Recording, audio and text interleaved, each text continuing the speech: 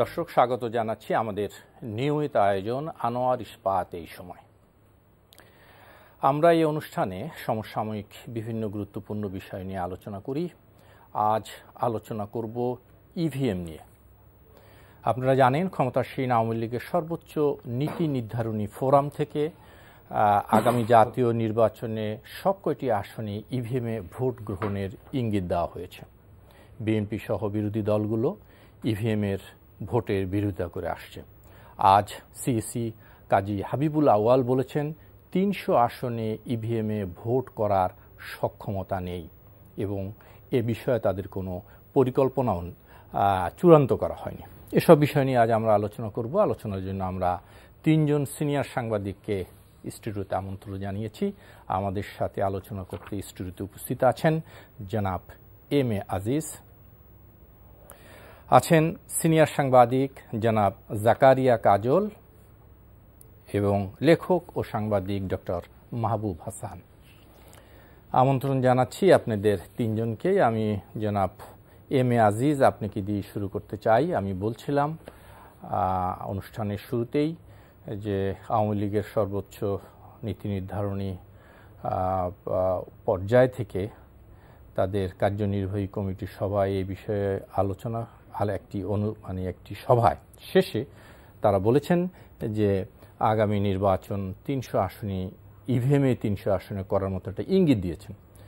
কিন্তু আজকে সিইসি জনাব হাবিবুল আউয়াল একটি অনুষ্ঠানে সাংবাদিকদের প্রশ্নের উত্তরে বলেছেন যে সব কটি আসনে ইভিএমে নির্বাচন করার সিদ্ধান্ত এখনো চূড়ান্ত নয় এবং এ বিষয়ে তাদের সিইসির নির্বাচন কমিশনের কোনো সক্ষমতা নেই, অর্থাৎ তাদের কোনো প্রস্তুতিও নেই।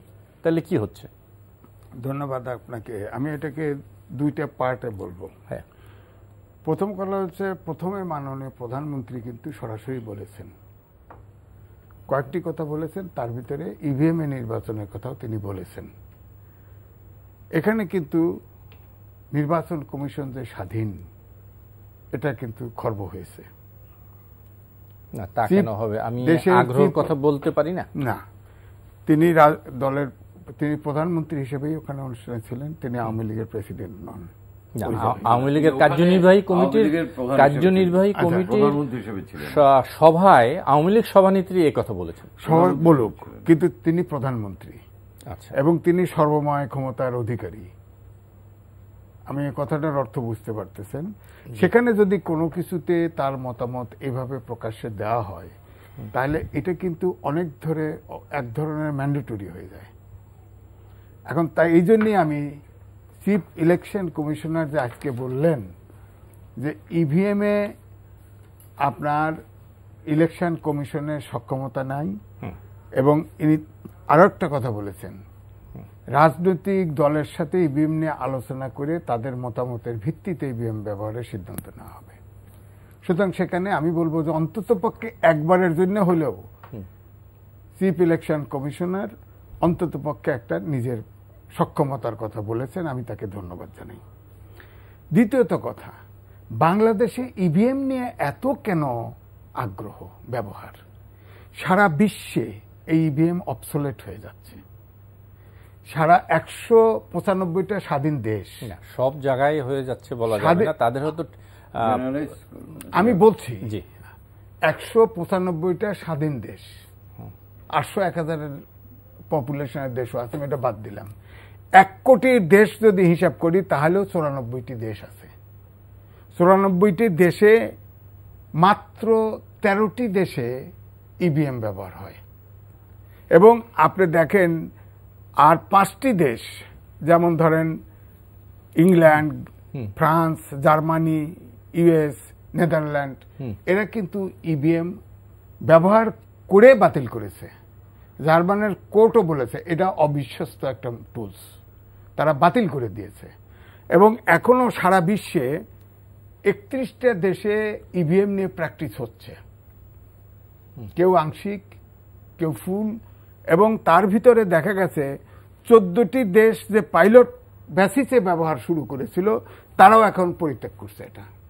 তো সারা বিশ্ব ইভিএম এর ঝুঁকে ছিল, কিন্তু তারা পিছিয়ে আসতেছে। আর আমরা ইভিএম এর জন্য একটা উন্মাদ হয়ে যাচ্ছি। কারণটা কি? তারপরেও দেখেন ইভিএম ব্যবহারে, যেমন ভারতে তো সব নির্বাচনে শতভাগ তো ব্যবহার হয় না, এটা আংশিক লিস্টে আছে, কিন্তু ব্যবহার হয়। তারা ইভিএম বিভিন্ন দেশে সাপ্লাইও দেয়, তারা আবার হেল্পও করে, টেকনোলজিক্যাল হেল্পও করে। তো সেখানে কিন্তু পেপার ট্রেল আছে ব্যবহার করে, কিন্তু বাংলাদেশে সেটাও নাই। অর্থাৎ ম্যান বিহাইন্ড মেশিন, ওই ম্যান যা করবে তাই করবে কথা। এছাড়াও তো আবার দেখা গেছে যে আপনার পার্লামেন্ট নির্বাচনে বিভিন্ন রাজনৈতিক দলের কর্মীরা যায় গোপন আপনার বুথে গিয়ে আপনার ভোটারকে সাহায্য করে। সুতরাং আমার কথা হলো ইভিএম নিয়ে কেন, যেখানে এমনি ভোটই করতে পারে না, সেখানে ইভিএম যে একটা টেকনোলজি। দুই, আমাদের দেশে যতই বলেন না কেন ইভিএম এর ব্যাপারে জনগণ তো ফ্যামিলিয়ার না। সেটা হবে, কিন্তু ব্যবহার খুব কঠিন না, যে এটা ব্যবহার করার জন্য অনেক টাইম লাগবে, অনেক সময় লাগবে, নিশ্চয়ই না। আমি আসি আপনার কাছে, আবার আসবো আমি একটু জাকারিয়া কাজলের কাছ থেকে, সেটা জানাবো। মানে জাকারিয়া কাজল, এই যে বিতর্ক, ইভিএম নিয়ে বিতর্ক, এক ধরনের আগ্রহ সরকারি দলের থেকে আমরা দেখতে পাচ্ছি ইভিএম এর ব্যবহার নিয়ে, আর আগাগোড়াই এই বিরোধী দল এই মানে ইভিএম বিরোধিতা করছে। এটা আপনার কি মনে হয়? এখান থেকে প্রথম কথা হচ্ছে, ওই যে আওয়ামী লীগ সভানেত্রী দলের কার্যনির্বাহী সভায় যে কথাটা বলেছেন, সেটা যে ম্যান্ডেটরি হয় না সেটার প্রমাণ তো আজকে সিইসি আজিজ ভাই যেটা বললেন, যে উনি বললে এটা ম্যান্ডেটরি হয়ে যায়। ম্যান্ডেটরি যে হয় না আজকে তো সিইসির বক্তব্যই তার প্রমাণ। এর আগে ইয়েও বলেছে, আর উনি কিন্তু প্রধানমন্ত্রী হিসেবে ওখানে বক্তব্য দেননি। আওয়ামী লীগ একটা দল তার ইচ্ছার কথা জানাতেই পারে, কিন্তু ইলেকশন তার ওই দলটা করবেন, ইলেকশন কমিশন তারা বলে দিয়েছে যে আমাদের সক্ষমতা নেই। সত্যি এইটা নিয়ে তার কসলাগস্তির কোনো অর্থ আছে বলে আমি ব্যক্তিগতভাবে মনে করি না। কারণ এখন তো সিইসির যে বক্তব্য যে আমাদের সক্ষমতা নেই মানে তাদের কাছে হয়তো সেই টেকনোলজি মানে এতগুলি যন্ত্র নাই বা সেরকম ম্যান পাওয়ার নেই। এরপরে আমার মনে হয় না যে সক্ষমতা নেই, কিন্তু সক্ষমতা অর্জন করতে তো অসুবিধা নাই। আমার ৮,০০০ কোটি টাকার কথা বলা হচ্ছে, যেই সময় আছে এই যন্ত্রপাতিগুলো আনা হবে। কিন্তু আরেকটা খুব প্রাসঙ্গিক কথা বলেছেন যে রাজনৈতিক দলগুলির সাথে আলোচনা করে বিষয়ে সিদ্ধান্ত নেওয়া হবে। তো সেখানে তো দেখা যাচ্ছে যে সরকারি দল ছাড়া তো আর কেউ এটা উৎসুক বলে মনে হচ্ছে না। কাজেই সেটা আমার মনে হয় না যে ৩০০ আসন। আপনি দেখেন না, সদ্য কিছুদিন আগে নারায়ণগঞ্জ সিটি কর্পোরেশন, ওখানে তো 100% ইভিএম হচ্ছে, এবং ওখানে তো কারো কোনো কমপ্লেনও শোনা যায়নি, তাই না? আর অভ্যস্ততার ব্যাপার যেটা বলেন, আমরা তো মোবাইল ফোনে অভ্যস্ত ছিলাম না, তাই না? এখন তো একদম অশিক্ষিত লোকও মানে সোশ্যাল মিডিয়া বলেন, মোবাইল ফোনের সব কিছুই ব্যবহার করে। আমরা তো এই যে ডিশ টেকনোলজিতে অভ্যস্ততার ব্যাপারটা ভিন্ন, তাই না?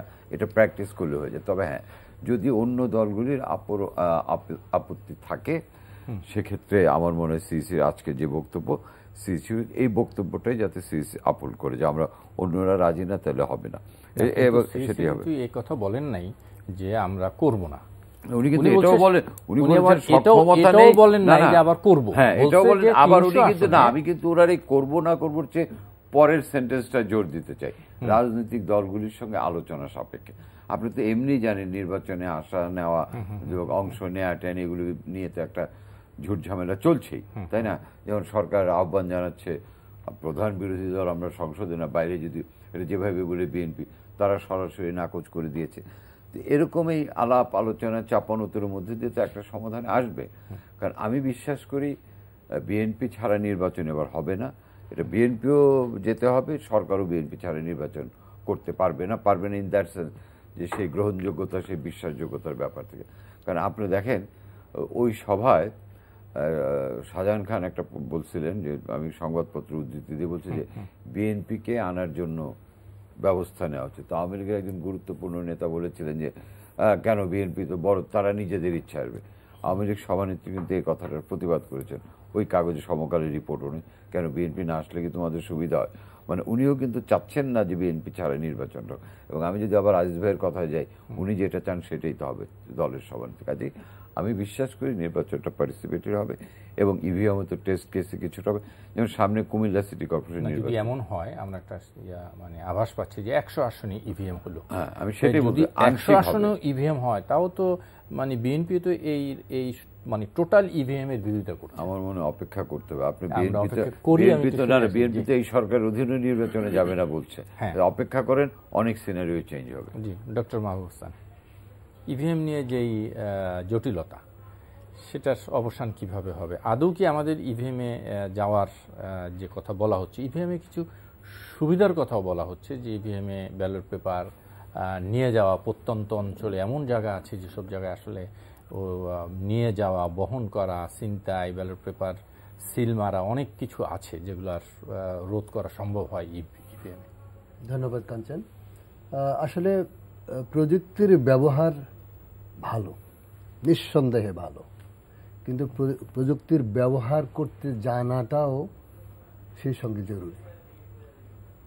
আমরা মোবাইল ফোন ব্যবহার করি, উনি বললেন, আমরা তো প্রতিদিনই মোবাইল ফোন ব্যবহার করি, কিন্তু ভোট দেওয়ার যে প্রযুক্তি সেটা কিন্তু প্রতিদিন হবে না, বছরে 5 বছরে একবার করে হবে। অর্থাৎ মানুষের ব্যবহারের উপরে এটা অভ্যাস হবে না, এটা অনেক সময় লাগবে। আর দ্বিতীয়ত আমাদের অধিকাংশ ভোটার কিন্তু ধরেন নিরক্ষর এবং স্বল্প শিক্ষিত লোক, তাদের পক্ষে ইভিএম মেশিন চালনা করা একটু দুঃসাধ্য। কিছু অভিজ্ঞতা আছে এর মধ্যে, আমরা জেনেছি যে না, প্রযুক্তির লিমিটেশন একটা জিনিস আছে, এটি থাকবেই, কিন্তু যেখানে একটি বড় প্রশ্ন হয়েছে যে ইভিএম এর ব্যবহারের যেই অভিযোগটি মানে বিরোধী দল করছে যে একটা ফাঁক আছে ইভিএমে, মূল তাদের সংশয়ের জায়গা কিন্তু সেখানে, ব্যবহার নিয়ে কোনো সংশয় নাই, প্রোগ্রামিং নিয়ে সংশয়। রাইট, এন্ড রেজাল্টটা নিয়ে প্রবলেম, এন্ড রেজাল্টটা নিয়ে তাদের তার মানে যে অবিশ্বাস, রাজনৈতিক দলের মনের ভিতরে অবিশ্বাসে যারা এটা প্রোগ্রামিং করবে, তারা কোনো এক পার্টির পক্ষে, কোনো এক সরকারি দলের পক্ষেই তারা কাজ করবে যাতে তারা বেশি ভোট পায়। এই কারণে এটা আমি মনে করি না, প্রোগ্রামিং যদি ইন্টারন্যাশনালি যদি হয় তাহলে এটা সম্ভব না, এটা সম্ভব না। আবার আপনারা যে ভোট দিল, সে ভোট যে দিল, সে কোথায় দিল, তার যদি একটি মানে প্রিন্টেড পেপার বের হয়ে আসে, তাহলে কিন্তু এটা দিয়ে 2 নম্বরে করা যাবে না। মূল প্রশ্ন ওখানে নয়, মূল প্রশ্ন হলো নির্বাচনে আমরা সব দলগুলো নির্বাচনে অংশগ্রহণ করবে কি করবে না। যেমন বিএনপি বলেছে যে আওয়ামী লীগ সরকারের অধীনে কোন রকম নির্বাচন সে যাবে না, এখানে ইভিএম কোনো প্রশ্ন ফ্যাক্টর নয়। ফ্যাক্টর হলো আওয়ামী লীগ গভর্নমেন্ট, তার অধীনে যে নির্বাচন কমিশন হয়েছে, বা তার অধীনে নয়, মানে এই গভর্নমেন্টের সময় যে নির্বাচন কমিশন হয়েছে, এই নির্বাচন কমিশনকে তারা করে না, মানে না, বা বিশ্বাস করে না, বা তারা মনে করে না যে এই নির্বাচন কমিশন একটি সুস্থ, স্বাভাবিক, নিরপেক্ষ নির্বাচন অনুষ্ঠান করতে পারবে। দ্বিতীয়ত হাবিবুল আউয়াল সাহেব যে বলেছেন যে তাদের সক্ষমতা নেই, ইভিএম প্রয়োগ করার সক্ষমতা তাদের নেই। 300 আসনে, হ্যাঁ 300 আসনে সক্ষমতা নেই, মানে 300 আসনে সক্ষমতা নেই, মানে বৃহত্তর অংশের কথা বলছি, নেই, এটা স্বাভাবিক। আর আমাদের মতো দেশে 8,000 কোটি টাকা খরচ করে ইভিএম মেশিন লাগাতে হবে কেন? আমরা তো সারাজীবন, গত 50 বছর ধরে আমি ভোট দিই, গত 50 বছর ধরে তো আমরা পেপার ইয়েতেই ভোট দিয়ে এসছি, আমাদের তো কোনো ক্ষতি হয়নি, তাই না? তা আমাদের এত টাকা ব্যয় করার কোনো দরকার নেই। আর আমাদের ওই সক্ষমতার বিষয়টা এখনো বাকি আমি একটু পয়েন্ট আউট করি। আপনি বলেছেন যে এত টাকা খরচ করার দরকার নেই, কিন্তু মূলত ব্যালট পেপার ছাপানো, আনুষঙ্গিক আরো এই সমস্ত যত যন্ত্রপাতি, বিভিন্ন কিছু কিনতে হয়, সালা থেকে শুরু করে দড়ি, সিল, অনেক কিছুতেও কিন্তু কোটি কোটি টাকা খরচ হয়। কিন্তু মূল প্রশ্ন সেখানে না, টাকা খরচ হচ্ছে আপনি যে জায়গাটি বলেছেন, বা মানে বিরোধী দলগুলো যেটা বলেছে, সেটা হলো অবিশ্বাস, সন্দেহ যে at the end of the রেজাল্টে তারা এখানে কারচুপির সুযোগ আছে। প্রশ্নটা এখানে, হ্যাঁ, এটা একটা বড় সুযোগ বা এটা অবিশ্বাস, যার জন্য রাজনৈতিক দলগুলো সবাই যদি রাজি হয় যে এই নির্বাচন কমিশনের অধীনে তারা নির্বাচন করবে, তাহলে সবচেয়ে ভালো, গণতন্ত্রের জন্য ভালো, আমাদের যে মৌলিক যে দৃষ্টিভঙ্গি গণতন্ত্র এবং সুশাসন, তাই না, এইগুলোকে যদি কায়েম করতে হয় তাহলে গণতান্ত্রিক পরিবেশ নির্মাণ করতে হবে। ওই যে কি বলে, দেশের প্রত্যন্ত অঞ্চল থেকে একবারে মানে রাজধানী পর্যন্ত প্রত্যেক জায়গায় যেন সুষ্ঠু নির্বাচন হয়। কিন্তু প্রশ্ন হলো এখানেই যে আমি একটু বিরতি নেই, ফিরবো আপনার কাছে, অথবা আপনি বলে ফেলেন এক কথা। না, প্রথমত মূল সমস্যা তো অন্য জায়গায়, এটা আপনিও জানেন, ইভিএম নয়। মূল সমস্যা হলো ইসি। এই ইসির অধীনে, এই সরকারের অধীনে মূল আলোচনা করবো আমরা এখানে আমরা আলোচনা করবো। যদি এই ইসি থাকে, এই মুহূর্তে যদি বিএনপিকে বলা হয় যে আগামী নির্বাচন হবে, ধরে নেওয়া যাক, মানে এটা কাল্পনিক কথা, যে তত্ত্বাবধায়ক সরকারে অথবা কেয়ারটেকার অথবা নিরপেক্ষ সরকার যেই ফরম্যাটই হোক হবে, এই মানে ইসি রেখে বিএনপি অবশ্যই বিএনপির আপত্তি এই সরকারের। জনাব এম এ আজিজ, আমরা যদি ওই আলোচনায় আবার একটু ফিরি, যে আসলে কি মূল সমস্যা বিরোধী দলের ইভিএম না নির্বাচনে যাওয়া নিয়ে? এই সরকারের মানে নির্বাচনকালীন সরকার যেটা থাকবে তা নিয়ে, নির্বাচনকালীন সরকার যদি হয়, এই দাবি যদি বিরোধী দলের মানে, তাহলে ইলেকশন কমিশন কোনো সমস্যা না, ইভেন ইভিএমও সমস্যা না হইতে পারে। তবে আমি এখানে যে আলোচনাটা আসছে, একটা মিসগিভিং আমি দূর করতে চাই। আমাদের যে ইভিএমটা ব্যবহার হচ্ছে, এটা কিন্তু হার্ডওয়্যার, এটা ম্যানিপুলেট করা যায়, এটা ফিক্সড জিনিস, সফটওয়্যার না। যে কোনো লোক যায় ম্যানিপুলেট করলো তা না, সে যা নৌকায় টিপ দিলে নৌকা বেরোবে, ইয়াতে ধানের শীষে টিপ দিলে ধানের শীষ বেরোবে, এই হলো এই মেশিনের কাজ। এখানে যা যে নানান প্রোগ্রামিং করে ফেলে উল্টো পাল্টা করে ফেলবে, সেটা না, এটা হলো হার্ডওয়্যার। এটা তো এখন এখানে যেটা হয় যে আমাদের দেশে যে নিরপেক্ষ নির্বাচনের জন্য যে অন্ততপক্ষে যে ধরেন সেন্টার, ইলেকশন সেন্টারগুলো যে এক দলের নিয়ন্ত্রণে চলে যায়, তখন ওই বুথের ভিতরেও লোকটিকে হেল্প করে, এগুলো তো বন্ধ করলে এক। দুই হলো ইভিএমটা শুরুটা হলো দেখেন একপক্ষীয় ভাবে। এটা উচিত ছিল ইভিএমটা যখন ইন্ট্রোডিউস করে তখন সব দল একসাথে গিয়ে বসে এটা দেখানো, এটা প্রজেক্ট করা উচিত ছিল। আপনারা দেখেন এখানে কি আছে, সব দলকে কনভিন্স করা উচিত ছিল। সব দল যে কনভিন্স করার কথা আপনি বলছেন, কিন্তু আমরা তো দেখেছি বিএনপি ওয়ার্কশপ করে তারা দেখিয়েছে যে কিভাবে ইভিএম এ কারচুপি করা যায়। একটা ওয়ার্কশপে প্রফেশনালদের এবং অত্যন্ত স্কিল লোকজন প্রেস ক্লাবের অডিটোরিয়ামে হয়েছিল, সেখানে আমি উপস্থিত ছিলাম।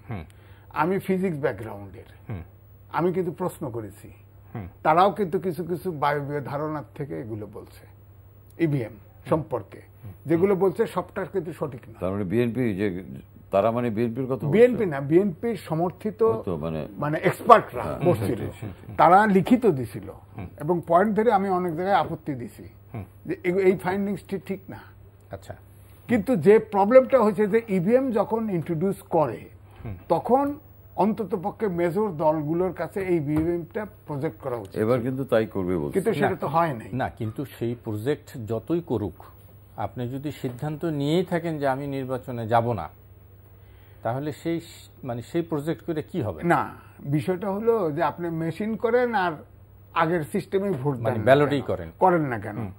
নির্বাচন যতক্ষণ পর্যন্ত বিরোধী দল কনভিন্স না হবে যে নির্বাচন নিরপেক্ষ হবে, ততক্ষণ তারা কোনোভাবে ভোট ডাউন করবে না। এটা হলো আমার ধারণা হয়ে গেছে।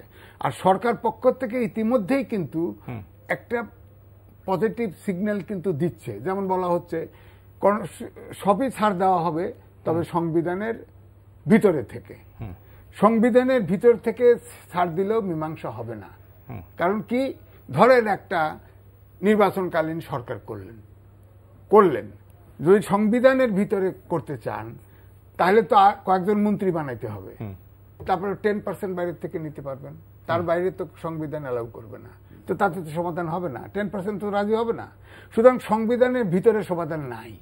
যে দাবিটা করছে এই দাবিতে হলে স্পেশাল পার্লামেন্ট ডেকে সংবিধান সংশোধন করতে হবে। না, এইটাই আবার বক্তব্য। এই জন্যই বলছে যে, যেমন ধরেন মাননীয় প্রধানমন্ত্রী ডয়েচে ভেলেকে ইন্টারভিউ দিছে, সেখানে বলছে যে আমি আর প্রধানমন্ত্রী থাকতে চাই না, নতুনদের দায়িত্ব দেব। তো এটা যদি দেনই, আমার মনে হয় উনি বিরোধী দলকে ডেকে বসুক, বসে একটা ওয়ে আউট বার করুক, না বসে এই ফাঁকা এগুলি করে কোনো সমাধান লাগবে। জনাব জাকারিয়া কাদের, আমি আমি যদি একটু আপনার কাছে জানতে চাই যে ইভিএম এ সরকারি দলের এত আগ্রহ কেন? ইভিএমটা আপনারা এমন তো হতে পারে যে আমি বললাম তারপরে বলবো আচ্ছা আপনাদের দাবি মেনে নিলাম, ইভিএম করবো না। ইভিএম এ যে হবে না সেটা তো সিইসির কথাই ক্লিয়ার। আপনারা তো একটা করবো না সেটা বলেন না, আমার সক্ষমতা নেই, তার মানে 300 আসনে করার মতো সক্ষমতা ছিল। শব্দটা মানে ওনার ছিল ইভিএম এ 300 আসনে নির্বাচন করার বিষয়টি চূড়ান্ত হয়নি এবং আমাদের এই বিষয়ে আমাদের সক্ষমতা। আমি ইভিএমটাকে খুব সিরিয়াসলি নেই না, কারণ এমনও তো হতে পারে এন্ড অফ দ্য ডে বলবে ঠিক আছে তোমাদের দাবি মেনে নিলাম, ইভিএম হবে না, আসো। রাজনীতিতে এখন নির্বাচনের আগে অনেক ধরনের কৌশল হবে। আমি এটাকে ইভিএমটাকে এত সিরিয়াসলি নিতে রাজি না। আর রাইস ভাই যেটা বললেন, গভর্নমেন্টের তরফ থেকে কিন্তু বলা হয়েছে যে সংবিধানের মধ্য থেকে কি করা যায়। আপনারা তো জানেন এই অভিজ্ঞতা তো আছে, একবার তো ফোন করা হয়েছিল 5টা মিনিস্ট্রি দেওয়ার এবং সেটার জব কি ছিল সেটাও আমি জানি। কাজে হ্যাঁ, আন্তরিকতাটা থাকতে হবে দুই দলের, তাই না? এখন যেমন ধরেন আমি তো মনে করি গভর্নমেন্ট এখন বেশ কিছু ক্ষেত্রে একটু ছাড় দেওয়ার মানসিকতা, যে আপনি গত কেমন করে এখনো তো সভা সমাবেশ ইফতার পার্টিও করতে পারেন না। আপনি গত এক মাস প্রেস ক্লাব কেন্দ্রিক যে বিএনপির যে প্রোগ্রামগুলো হয়েছে শুধু ঢাকা কেন্দ্রিক, ঢাকার বাইরেও বিভিন্ন জায়গায় আমরা দেখেছি যে অনেক ইফতার মাহফিলের মতো অনুষ্ঠান করতে পারে, স্থানীয়ভাবেও হয়। কিন্তু আপনি যদি ব্রড বেজে দেখেন অনেক ছাড় দেওয়া হচ্ছে এবং আমার ধারণা বিএনপি যদি এখন প্রোগ্রাম করে দেখবেন কোনো বাধা নেই, কারণ গভর্নমেন্ট এখন চাচ্ছে যে দলটা আসুক। এখন যেটা বাধা ইসি ইভিএম এগুলি কোনো ইস্যু না। ইস্যু হচ্ছে বিএনপির মূল দাবি হচ্ছে যে এই সরকারের অধীনে যাব না, নির্দলীয় নিরপেক্ষ সরকারের অধীনে যাব। ওইটা হলে তখন ইভিএমও কোনো বাধা হবে না, ইসিও বাধা হবে না। ওই পয়েন্টে নিয়ে বার্গেনটা হবে এবং আমার ধারণা এন্ড অফ দ্য ডে একটা সলিউশনে আসবে, যেটা আজিজ ভাই যেটা বললো ওইটা হলো, কিন্তু আমার মনে হয় না ওই পর্যায়ে যাবে। এর মধ্যে থেকে একটা কোনো উপায় বের হবে। আমি ডিটেলসটা এখনও তো অনেক many thing is cooking around. এখন কিন্তু অনেক ধরনের যেটা বললেন যে সংবিধান অনুযায়ী 10 জনের বেশি তো টেকনোক্রেট করার 10%। আপনি যদি সেক্ষেত্রে তো বিএনপি তো পাবেই না। তাহলে না, আমি যদি বলি ইলেকশনের সময় আমরা একটা নতুন ক্যাবিনেট মন্ত্রিসভা করলাম, এখানে 3 জন, এখানে 3 জন, এখানে 5 জন, এখানে দ্যাট ক্যান বি ডান। ওটার জন্য সংসদ, আমি যদি এই ক্যাবিনেট আলোচনা হলে তো অনেক কিছুই হতে পারে, তাই না? কাজে আমি এতটা হতাশ হতে রাজি না। এবং আমি যেটা মনে করি একটা সলিউশন হবে, কারণ বাংলাদেশে 14-18 ইলেকশন আর হবে না বলে আমি নিশ্চিত। এবং 18 ইলেকশন বা 14 ইলেকশন যে সরকারের জন্য, যে হ্যাঁ সরকার টার্ম ফিল আপ করছে, পুরো সময় রয়েছে, এটা হচ্ছে অপোজিশনের ব্যর্থতার কারণে। কিন্তু সরকারও কি খুব স্বস্তির সঙ্গে আছে? তাদেরও তো একটা নেচার, একটা ইন্টারনাল তো একটা কি বলবো অভ্যন্তরীণ রক্তক্ষরণ বলে তো একটা কথা আছে, তাই না? কাজে আমার ধারণা আমাদের মাননীয় প্রধানমন্ত্রী নিজে চাচ্ছেন যে এবার একটা অন্যরকম পার্টিসিপেটরি ইলেকশন হোক, এবং আমার ধারণা এটার জন্য এই সবে তো মাত্র শুরু আলোচনা, দেখেন না আরো কত আলোচনা হয়, কত ছাড় দেওয়া হয়। ডক্টর মাহবুব হোসেন, আচ্ছা না আমি বলতেছি কাজল ভাইয়ের সাথে সুর মিলিয়ে বলতে চাই, আমাদের দেশের পলিটিশিয়ানরা এই টাগ অফ ওয়ারের সময় নিয়মের কথা, আইনের কথা বলে, আসল সময় তাদের হিসেব নিকেশে মিললে কোনো আইন লাগে না। তখন অনেক কিছু যেমন হোসেন মোহাম্মদ এরশাদ যে পতন হলো, তখন কি আইন মেনে সব করা হয়েছে? আবার হোসেন মোহাম্মদ এরশাদ যখন পতন হয় তার আগ মুহূর্তে 3 জোট, মানে কি সব দল স্বাক্ষর করেছিল না, 3 জোটের রূপরেখা বলে পড়ছে, সেখানে কেউ আছে? কেউ নাই। এখন আসে বলে একজন বলতেছে সংবিধানের বাইরে যাব না। দেশীয়, বিদেশি, আন্তর্জাতিক সব দিকে সব রাজনৈতিক দলের উপরে চাপ আছে। এবারে সহসাই ইচ্ছা মতো কেউ খেলতে পারবে না। আপনার কথা অনুযায়ী যদি ঐক্যমত্যে পৌঁছানো যায় তাহলে সংবিধান এটা কোনো বাধা নয়। এই তো না, সংবিধান বাধা নয়, সংবিধান তাদের কাছে বাধা না। আচ্ছা, বাধা না এই কারণেই বলছি যে 10% টেকনোক্রেট মিনিস্টার হইতে পারে, তাই না? এখন ইচ্ছা করলে পার্লামেন্টে মন্ত্রী হতে গেলে এমপি থাকতে হবে। এখন বিএনপির ধরেন পার্লামেন্টে যে কয়েকটা আছে, তাহলে অনুপাত তো করতে হবে। ধরেন যে কজন আছে, আপনি যদি 10% বলেন, সে 10 সদস্যের একটা মন্ত্রিসভা হলো, আপনি ওখান থেকে এমপি নিলেন 2 জন, বাইরেও তো আপনি 3 জন পাচ্ছেন, কাজে এগুলি কোনো ঠিক আছে, কিন্তু না, এখন 10% ধরেন কথার কথা 50টা মন্ত্রী হবে, কথার কথা এত মন্ত্রী হবে না, 10 জনের ভিতরে বিএনপি তো একা না, অন্যান্য পার্টি আছে না, 10 জনের 1 জন, 10 জনে হবে 1 জন, আর বাকিটা তো কে হবে? 10 জন কেন আপনি জাতীয় পার্টি থেকে নেবেন না? আপনি তাহলে 1 জন কেমনে নেবেন? একজনের হাত নেবেন, একজনের পা নেবেন, যারা এমপি আছে তারা তো কোটা লাগে না, তাদের তো 10% লাগে। এটা তো যারা আছে তারা তো বিএনপি মনে করতে পারে তারা ক্রেডিবল না মন্ত্রী হওয়ার, তাদের পারপাস সার্ভ করবে না। এটা আপনার ওভারঅল এইভাবে দেখলে হবে না, এটা ওই এরশাদের সময় যেভাবে আন্ডারস্ট্যান্ডিং হয়েছে ওই জায়গায় যাইতে হবে। সেটা আরো 2 বছর পর আওয়ামী লীগ সাধারণ সম্পাদক ওবায়দুল কাদের বলেছেন যে বিএনপিকে দর কষাকষি না করে নির্বাচনে আসার আহ্বান জানিয়েছে। আসেন, নির্বাচনে আসেন, তারপরে দেখা যাক কি হয়, কিভাবে হবে। আপনি কি মনে করেন, সাড়া দেওয়া উচিত? অবশ্যই সাড়া দেওয়া উচিত আমি মনে করি। যদি গণতন্ত্র প্রতিষ্ঠা করতে চায়, যে গণতান্ত্রিক বোধ এবং নীতি যদি আদর্শ হয়, তাহলে অবশ্যই গণতান্ত্রিক যে ফ্লেভার সেটাকে রক্ষা করতে হবে। কিন্তু তার আগে ওবায়দুল কাদের সাহেব এই কথাটা আজ কেন বললেন? গত 14 বছর ধরে যে তাদের গণতন্ত্র চলছে, সেসব গণতন্ত্রে তো সাধারণ মানুষ কথা বলতে পারেনি, রাজনৈতিক দলগুলো কথা বলতে পারেনি, সভা সমাবেশ কোনো কিছুই করতে পারেনি। গণতন্ত্র বলতে কি বুঝাই আমরা, বা ওনারা কি বুঝেন? আমাদের একটা মূল পয়েন্ট হলো আমাদের গণতান্ত্রিক চৈতন্য। আমাদের গণতন্ত্র মানুষকে তার কথা বলতে দিচ্ছে কিনা, তার অ্যাক্ট করতে দিচ্ছে কিনা, এটাকেই প্রদান করতে হবে। আমি বিরোধী দলে আর আপনি ক্ষমতায় আছেন, আপনি সভা সমাবেশ করতে দেবেন না, কথা বলতে দেবেন না, ধরপাকড় করবেন, গুম করে দেবেন। আপনি সভা সমাবেশের নামে, মিছিল মিটিং এর নামে, হরতালের নামে জ্বালাও পোড়াও ভাঙচুর করছেন। আমাদের বলেন গত 50 বছরে বাংলাদেশের হরতালের নামে জ্বালাও পোড়াও কম হয়েছে কিনা? আপনাকে আমি যদি বলি 14 ইলেকশনের আগে যা হয়েছে, এটা নিকট অতীতে এরকম ঘটনা ঘটেছে না। 14 ইলেকশনে হয়েছে, সেটা তো মানে ধারাবাহিকতারই ফল, চূড়ান্ত ফল হয়েছে 14 ইলেকশন, এবং তার চেয়েও বড় হয়েছে 18 ইলেকশন। তারপরে তো সহিংসতা তো হয়নি। সহিংসতা হয় না, কে বললো আপনাকে? না, 14 তুলনায় 18 কিছুই না, তুলনা আমরা করতে না। একজন লোক যদি হত্যার শিকার হয়, সেটা আমরা একজন লোকেও তো আমরা প্রাণহানি সেটা হোক, সেটা আমরা নির্বাচনের নামে, দলের নামে, এর নামে আপনারা এটা করতে পারেন না। আমাদের মৌলিক থিঙ্কিং এটা হতে হবে, রাজনৈতিক দলের ভেতরে বাইরে মনে আদর্শে গণতন্ত্র কি সেটাকে প্রদর্শন করতে হবে, দেখাতে হবে কর্মে, কাজের ভিতর দিয়ে, বক্তব্যের ভিতর দিয়ে, নীতির ভিতর দিয়ে, আদর্শের ভিতর দিয়ে। আমাদের আদর্শ কিছুই নেই, আমরা মানে যাই ক্ষমতায় যাওয়ার জন্য, আমরা ক্ষমতার বাইরে থাকতে চাই না কোনোভাবেই। আজকে যে প্রশ্নগুলো এসছে, কেন আমরা কেন নির্বাচনে ইভিএম ব্যবহার করব কি করব না, এই ইসিকে মানবো কি মানবো না, এই গভর্নমেন্টকে মানবো কি মানবো না, এইসব প্রশ্নই বড় হয়ে উঠেছে না? উঠেছে। বিএনপি কেন কি বলে আওয়ামী লীগে ক্ষমতা থাকলে কেন যেতে চায় না? এর আগে যখন বিএনপি ক্ষমতায় ছিল তখন আওয়ামী লীগ যেতে চায়নি, জামাত যেতে চায়নি, এবং উৎখাত করে যেতে হবে। এই যে আপনি তত্ত্বাবধায়ক সরকারের যে নীতি, যেটা ইয়েতে ছিল না, সংবিধানে ছিল,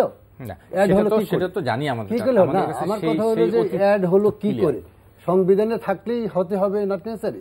আমাদের ওয়ে আউটে যদি কোনো একটা ধারা, কোনো একটা পথ যদি আসে, তাতে সেটাকে অ্যাডাপ্ট করলে অসুবিধা কি?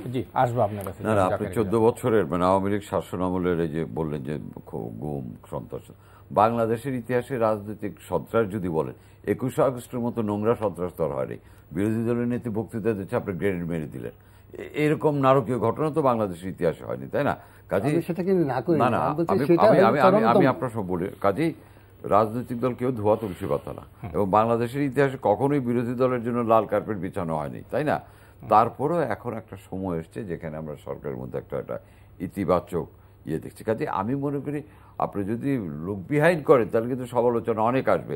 কারণ আমার এখনো চোখে পড়ে, তখন তো মাঠে সাংবাদিকতা করতাম, বিএনপির সময় আওয়ামী লীগের 29 বঙ্গবন্ধু চারিদিকে কাঁটাতার দিয়ে ঘেরা ছিল বছরের পর বছর। কাজে এখন তো সেটাও নাই। কাজে আমি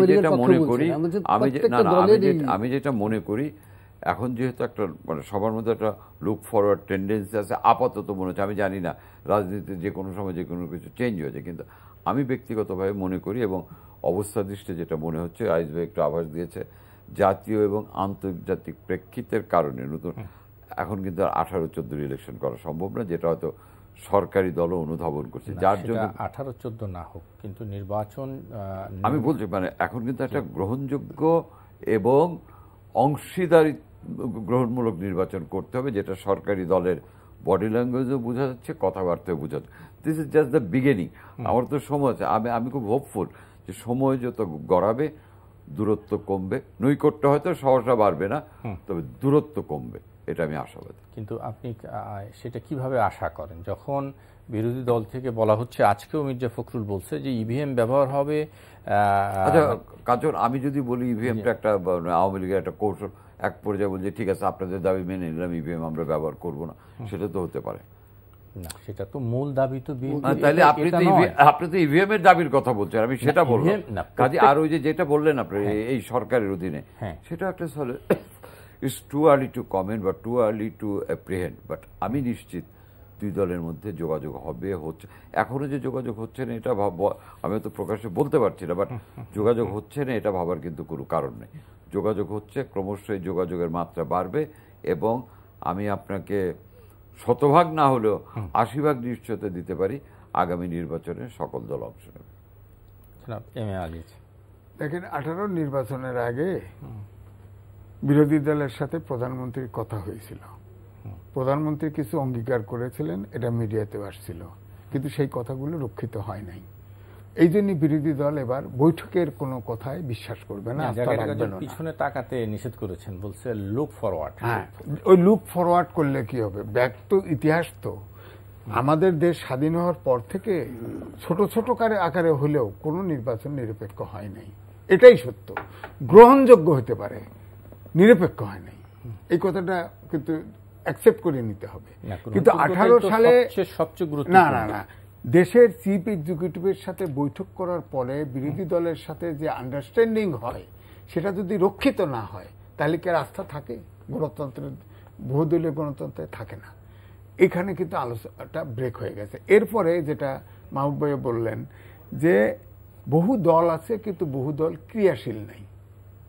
এই যে নির্যাতনটা, হ্যাঁ বিএনপির সময় করছে, কিন্তু এখন মাত্রাটা গেছে অসহনীয়। না রে ভাই, 21 মাত্রা কোথাও অসহনীয় পর্যায়ে বললাম তো, ওই উদাহরণ দিয়েন না। এটা সবচেয়ে এইরকম নারকীয় ঘটনা বাংলাদেশের ইতিহাসে। আচ্ছা যাই হোক, ওই বিতর্কে আমি যাব না, কারণ ওইটা বিএনপি সরকারে ছিল, বিএনপির বাইরে অনেক তো ওই যে কি জেএমবি নাকি হেতারা মারছিল দাবি করছে, এত সাক্ষীও দিছে। আরে বাবা, আপনি কি ওই বিতর্কে আমি যাব না। লেখাটা পড়েন নাই?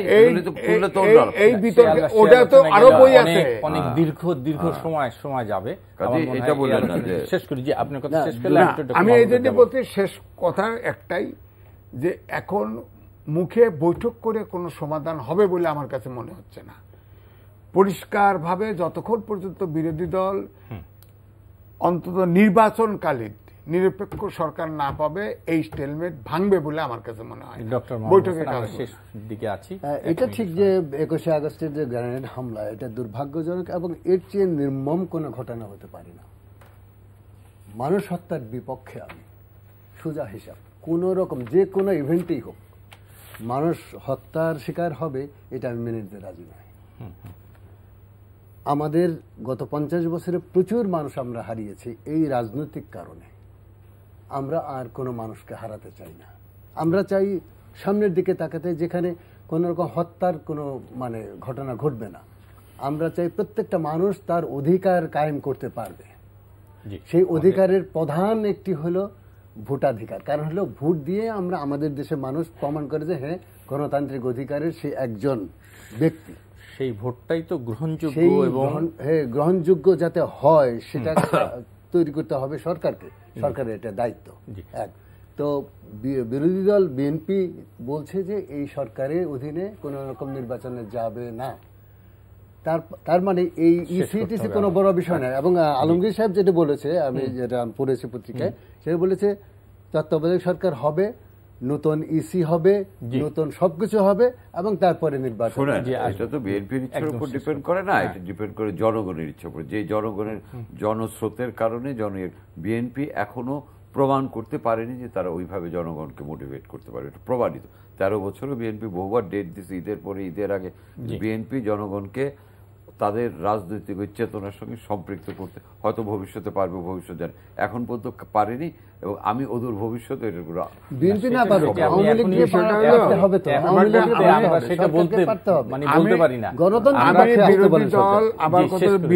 বিএনপি বা বিরোধী দল এখন পর্যন্ত তাদের যেমন আন্দোলন করার সুযোগ দেওয়া হয়নি, তারা আন্দোলন করতেও পারে। তবে আমি একটা উদাহরণ দিই, করোনার সময় করোনা দেখা যায় নাই, কিন্তু মানুষ কিন্তু ঠিকই করোনা ভয় ঘরে লেগেছে। এখনকার পরিস্থিতি, যে রাজনৈতিক পরিস্থিতি, জাতীয় এবং আন্তর্জাতিক পরিস্থিতি যেটা তৈরি হয়েছে, তাতে করে গভর্নমেন্ট এমনিতেই প্রেশার অনুভব করছে। এই জন্য ছাড় দিচ্ছে গভর্নমেন্ট, আরো ছাড় দিবে। আমাদের প্রবলেম হলো কি, কখনো মোদি ক্ষমতা আসলে খুশি হয়ে যায়, কখনো আমেরিকা নিষেধাজ্ঞা দিলে খুশি হয়ে যায়, হয়তো আমাদের বসিয়ে দিবে। ওই বসিয়ে দেওয়ার মনোভাব যতদিন না যাবে, ভারতের সেক্রেটারিও আর আসতে পারবে না। প্রথমত ক্ষমতা বসায় দিয়ে যাবে। সরকারের দায়িত্ব 1 নম্বর। জি, নিশ্চয়ই আমরা সেটা সকলেই জানি। আমার মনে হয় শেষ করছি। জনাব এম এ আজিজ, ডক্টর মাহবুব হাসান, জনাব জাকারিয়া কাজল, আপনাদের তিনজনকে অনেক অনেক ধন্যবাদ। দর্শক, আপনাদেরকে ধন্যবাদ যারা এতক্ষণ আমাদের সঙ্গে ছিলেন। আগামী অনুষ্ঠানে আবার দেখা হবে। শুভরাত্রি।